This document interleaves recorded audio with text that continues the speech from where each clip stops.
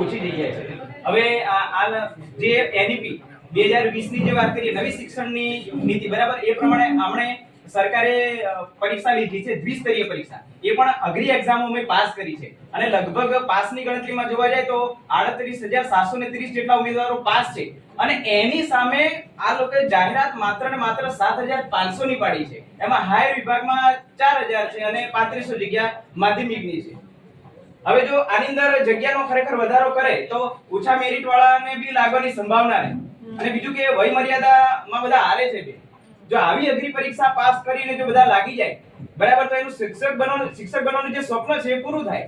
નહીં તો અહીંયા સ્વપ્ન રોડા જવાની સંભાવના રહેલી છે બેન. અને આમે છે ને જગ્યા તો ઓલરેડી છે, કારણ કે આ લોકોએ જૂના શિક્ષકની જે છે એ લગભગ 4,000 જગ્યા જાહેરાત કરી છે અને પેલી આચાર્યની 1200, બરાબર. હવે એ જો ભરતી થાય તો આપણે એવું નથી કહેતા કે ટોટલી કદાચ જગ્યાઓ ભરાઈ જાય, પણ ઓછામાં ઓછી 4 કે 5,000 માંથી 3,000 બી જગ્યા ભરાય ને તો એટલી જગ્યાઓ અમારામાં એડ થાય. એટલે અમારી માંગણી એવી છે કે 15,000 જેવી જગ્યા જો બહાર પડે તો જે ઓછા મેરિટ વાળા છે એ પણ લાગી જાય બેન.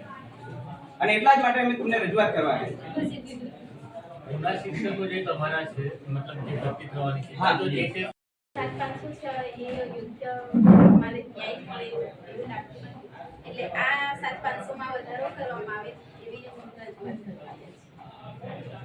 ટૂંક સમયમાં 31/10 ઘણા બધા એવા જૂના ટીચરો છે એ રિટાયરમેન્ટ થાય છે, જગ્યાઓ એટલી ખાલી જ પડવાની છે. તો અમારી રિક્વેસ્ટ છે કે થોડી જગ્યાઓ વધારે મળે તો બધાને લાભ મળે, કાર્ડ પાસ ઉમેદવારોને. બે જગ્યાએ મંત્રીશ્રી અને માનનીય સીએમસી આટલી અમારી